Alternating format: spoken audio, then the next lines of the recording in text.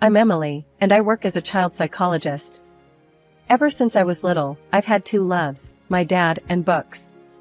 My dad, George, runs a big publishing house, and I practically grew up in those stacks of manuscripts and the smell of fresh ink. Life's funny that way, sticking you right where you belong from the start. Every month, like clockwork, I'd tag along with Dad to his office. It was our thing, end of the work week, and we'd grab dinner after, just him and me. That particular Friday started no different. The office buzzed with the usual energy of deadlines and last-minute deals. I was sitting in Dad's office, flipping through a manuscript that was probably too old for me, when he walked in with someone. "Emily, this here is Jacob. He's got a knack for stories, but hasn't found his rhythm yet," Dad introduced us. Jacob was a bit rough around the edges, jeans, a bit scruffy, but his smile was something else. He carried a manuscript under his arm, clearly well-handled, with dog-eared pages sticking out. "Nice to meet you, Emily. Heard a lot about you. Your dad can't stop bragging about his brilliant daughter," Jacob said, extending his hand. I shook it, feeling a little flush. "Nice to meet you too. Hope Dad's not overselling me." We laughed, and Dad clapped his hands, pleased. "I'll leave you two to chat. Emily, why don't you show Jacob around? Might do him good to see the place through someone who loves it as much as you do." As we walked through the corridors, I could feel Jacob's curiosity peeking at every corner. "So, you really like coming here? Doesn't it get, I dunno, boring?" "Not really," I shrugged. "Each book is like a new world. Isn't that what drew you to writing?" He chuckled, running a hand through his hair. "Yeah, something like that. But it's tough, you know? Trying to make a living out of worlds in your head." We ended up in the cafeteria, and I bought us 2 coffees. As we sat, Jacob's gaze was pensive, his fingers drumming on the table. "You ever think about writing yourself? You know so much about this stuff." "Maybe," I admitted, sipping my coffee. "But right now, I'm more into helping kids. They've got their own stories, you know?" "Makes sense," Jacob nodded. "Hey, thanks for showing me around, Emily. Feels less intimidating now." As we walked back to Dad's office, something about Jacob's hopeful, almost vulnerable look struck me. Maybe it was his determination or just his easy way of talking. Whatever it was, I found myself wanting to see him succeed. Driving home later, Dad couldn't stop talking about Jacob. "There's something about that boy. Reminds me of myself when I started out. Raw, but something golden there." I smiled, looking out the window, the city lights blurring by. "Yeah, Dad. I think he'll make it." Little did I know, that day wasn't just another end of the week. It was the beginning of everything, of love, of dreams, of the twisted roads we'd soon walk. After Jacob and I got married, life took a turn, not just sideways, but upside down. His books weren't selling. Money was tight, and tensions were high. I started running after-school clubs, and taking extra shifts, anything to make ends meet. We were living on dreams and instant noodles, pretty much. One evening, after a particularly long day, I found Jacob slumped over his desk, papers scattered around like the aftermath of a storm. He looked up at me, his eyes hollow. "I don't know if I can do this anymore, Em. Maybe I'm not cut out for writing," he muttered, shuffling through his failed manuscript pages. Sitting beside him, I grabbed his hand. "Look, everyone hits a rough patch. Maybe you just need a fresh pair of eyes, or a new angle." He scoffed, almost bitterly. "And what? Start writing kiddie books?" "Why not?" I challenged. "You're good at making up stories, and kids love that stuff. Plus, I can help. I know what kids like, remember?" The next day, I talked to Dad about it. We were in his office, the usual clutter of books and manuscripts surrounding us. "Dad, Jacob's struggling with his books. What if he tried writing for children?" I ventured, hoping it didn't sound as desperate as I felt. George, ever the pragmatist, leaned back in his chair, steepling his fingers. "It's a tough market, Em. But it might be his only shot. I'll give him a tip or two, see what he can whip up." So, we started. Our dining table turned into a brainstorming hub. I'd throw ideas at Jacob, and he'd run with them, his typewriter clacking away into the night. Hey, what about a story of a little boy who builds a rocket from cardboard boxes and goes to Mars? I suggested one evening, excited by the thought. Jacob looked up from his typewriter. And what, he fights aliens or discovers a new planet? No, it's about his adventure, the friends he makes along the way. Keep it simple, relatable, I explained, trying to steer him towards empathy rather than action. Could work. Kids like that adventurous stuff, right? Jacob mused, warming up to the idea. Months of trial and error followed. We wrote together, scrapped ideas, and argued over characters and plots. It was messy, frustrating, and absolutely wonderful. One morning, Jacob slid a finished manuscript across the table to me. Read it. It's called Tommy's Trip to Mars. Think it'll fly? I read it, cover to cover, and looked up, finding his anxious gaze. It's perfect. It's going to soar, not just fly. Jacob's first children's book did more than just soar, it skyrocketed. One night, as we celebrated the news of his first sold-out book signing, Jacob pulled me close, his breath warm against my ear. Couldn't have done it without you, Em. This is all you. I laughed, a bit tipsy from the champagne and the joy. It's all us, babe. We're in this together, remember? That night, as we fell asleep, our hands entwined, the weight in my chest felt lighter. We were making it, together. It felt like we'd conquered the world, with just a typewriter and a handful of dreams. Life's got a funny way of giving you exactly what you need when you least expect it. After Jacob's book took off, things started looking up, but it wasn't the book sales or the newfound stability that changed everything. It was the day we found out I was pregnant. I remember telling Jacob. It was a chilly evening, and he was at his desk, sketches and notes scattered around like always. I walked over, holding the test behind my back. Jacob, I've got news, I said, trying to sound casual. He didn't look up, just kept scribbling. Yeah? What's up? Big news, I emphasized, now waving the pregnancy test like a white flag. That caught his attention. He glanced up, saw the stick in my hand, and his face went white, then red, then a weird mix of both. Are you serious? Are we? Yep, we're going to be parents, I grinned, my heart hammering in my chest. He got up so fast, his chair almost toppled over. Coming over, he hugged me, tight, like he'd never let go. This is amazing. And it was. Those 9 months flew by in a haze of preparations, doctor's appointments, and Jacob turning our spare room into the perfect nursery. He'd often stand in the doorway, paintbrush or wallpaper in hand, and say something like, "Do you think the baby will like stars or moons better on the ceiling?" I'd laugh, watching him fuss. Babe, as long as the room is warm and the crib doesn't squeak, our baby will sleep just fine under either. When Sophie was born, it was like our little world finally felt complete. Holding her for the first time, I felt a love so fierce, it almost scared me.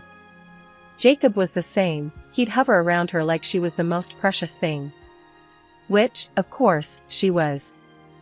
Balancing motherhood with helping Jacob wasn't easy.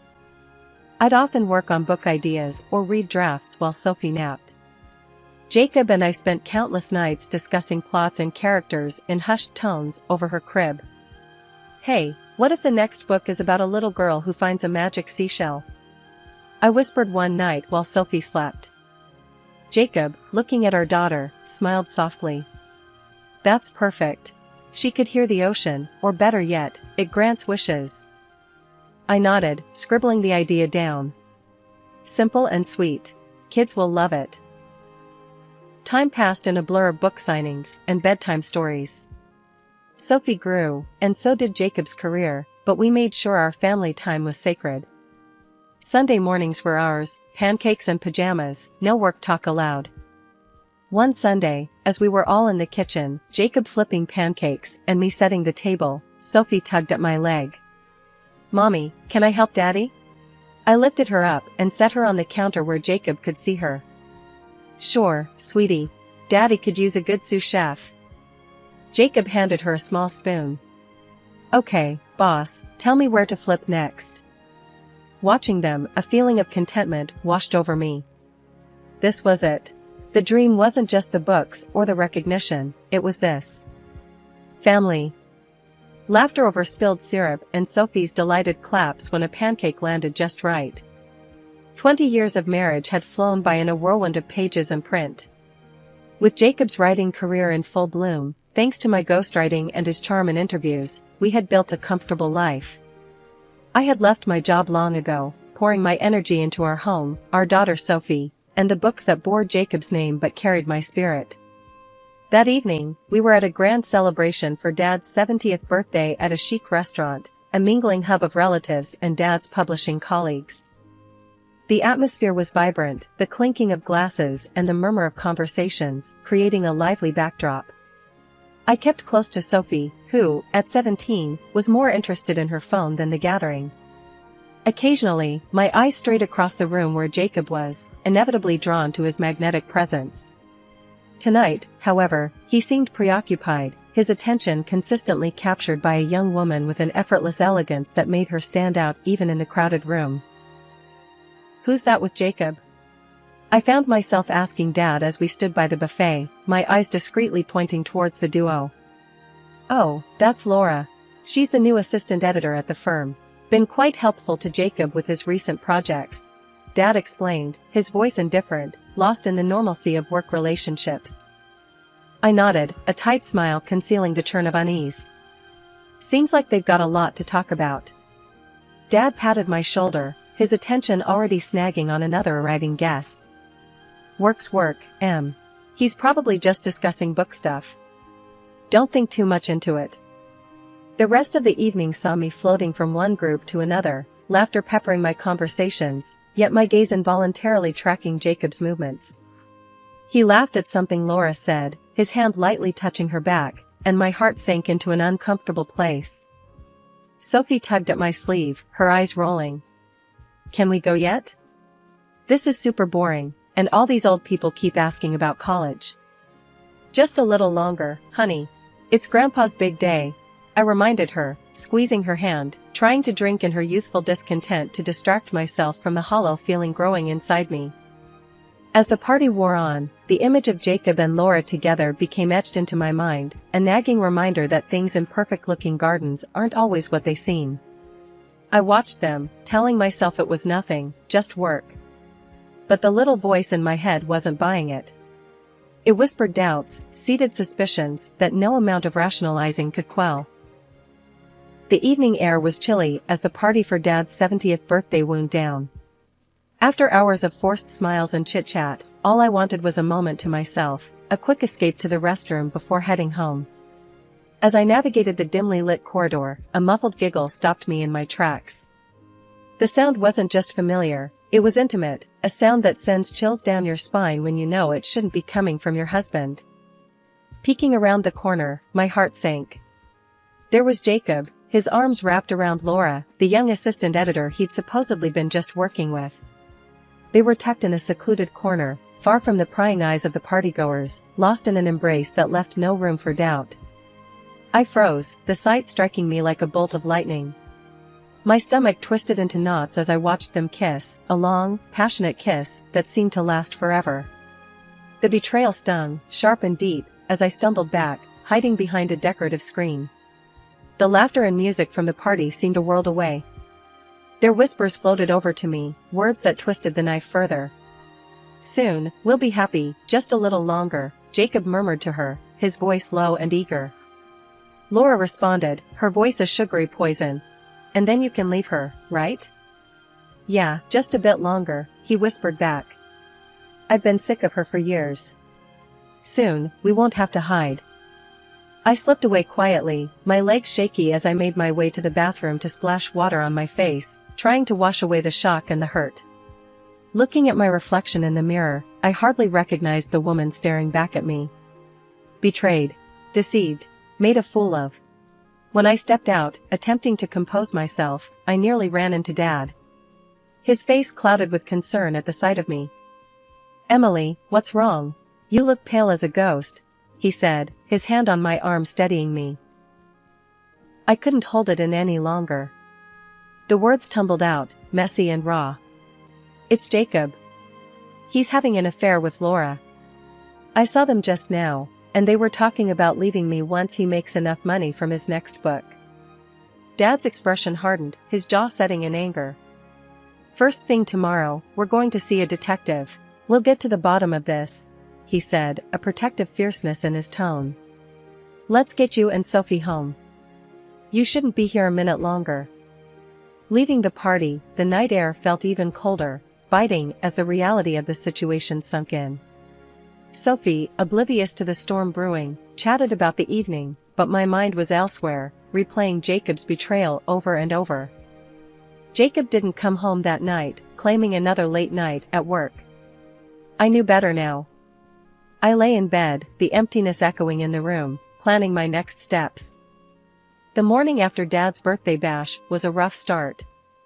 Dad had arranged for us to meet with a private investigator, Mr. Hammond, who had helped him with some minor publishing fraud cases in the past.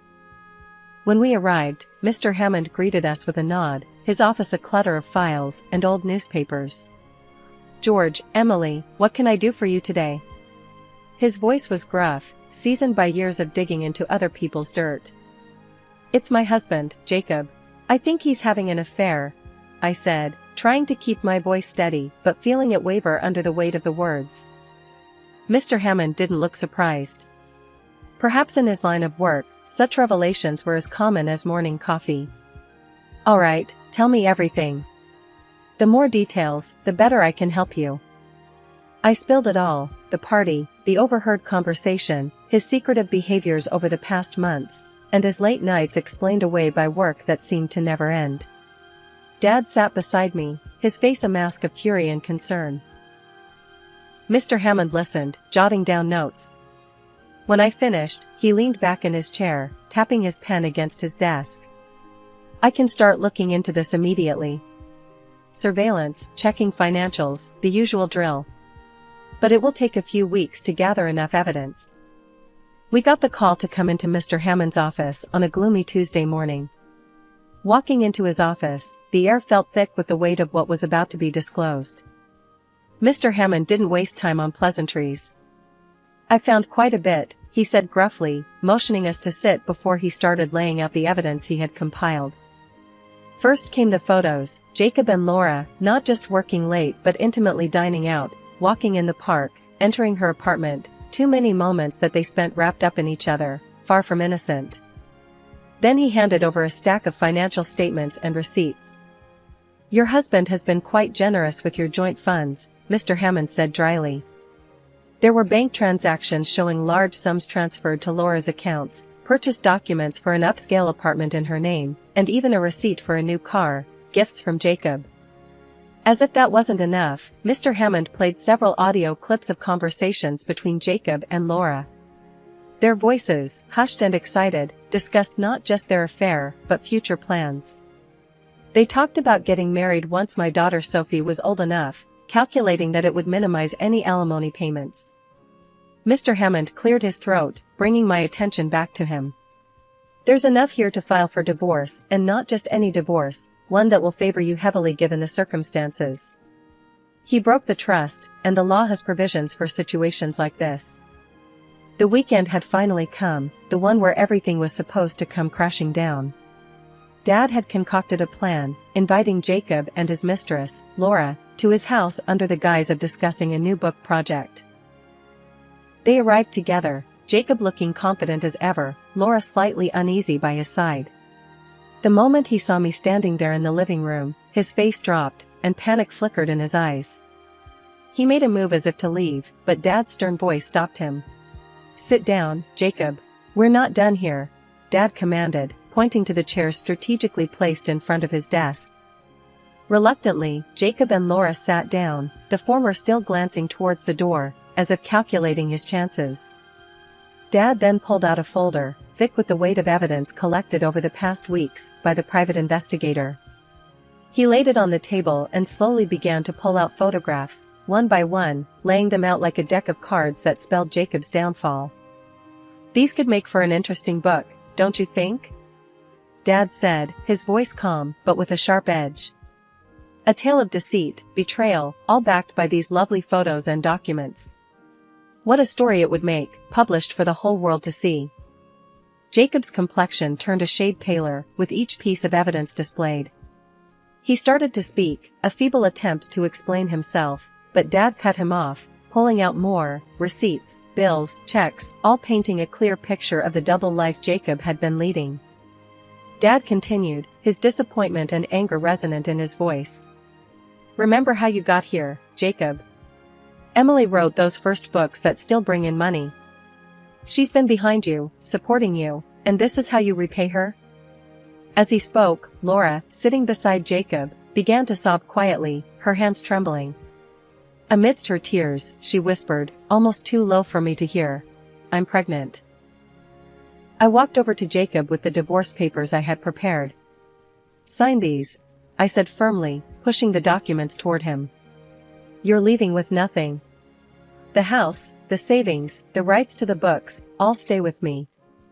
Laura looked up, her eyes wide with fear. I turned to her, my voice cold but clear.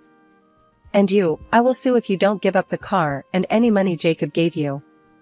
You can keep the apartment, I'm leaving it to you out of pity for your condition." She nodded frantically, wiping her tears, and quickly agreed, signing whatever I put in front of her. Jacob tried to protest, his voice shaky. "This isn't fair. I deserve..." Before he could finish, Dad picked up his phone and held it up.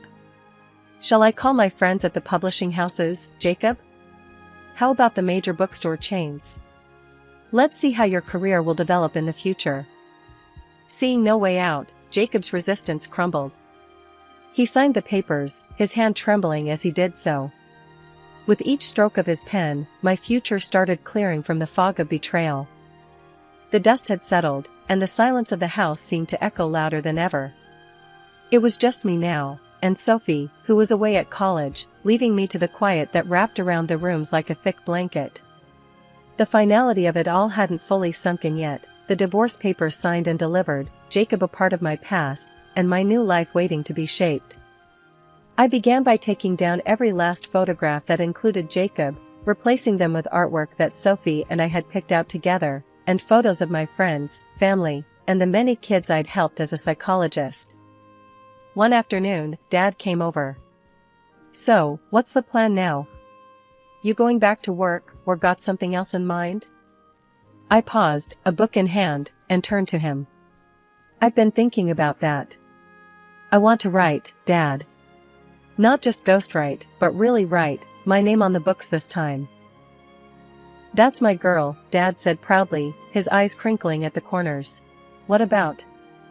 "Children's books. But this time, stories that deal with real feelings, challenges kids face growing up. I've seen enough in my practice to know what's missing out there," I explained, excited by the idea that was slowly taking shape in my mind. The following weeks were a blur of activity. I started outlining ideas, jotting down story arcs in the early hours of the morning when the world was quiet, and my thoughts were loud. One evening, Sophie called. She'd been my rock, her calls filled with encouragement and her own college adventures. "Hey, Mom, how's the book coming along?" "It's actually going great, sweetie. It's like once I started, I couldn't stop. I've already outlined 3 stories," I shared, the excitement in my voice mirrored by hers. "That's awesome. I can't wait to read them. And Mom, I'm proud of you, you know? Not many could bounce back like you have." Her words warmed my heart, a reminder of how far I'd come. "Thanks, honey. That means a lot. I think it's going to be something special." As the months passed, the book took shape, a tangible symbol of my new life. It was filled with tales of courage, understanding, and growth, lessons I'd learned the hard way but was now sharing through characters that children could look up to and learn from. On the day the first copy of my book arrived, I held it in my hands, the title gleaming under my name, Emily Martin. It was more than just a book, it was a testament to my journey, to the resilience of the human spirit, and to a future filled with promise.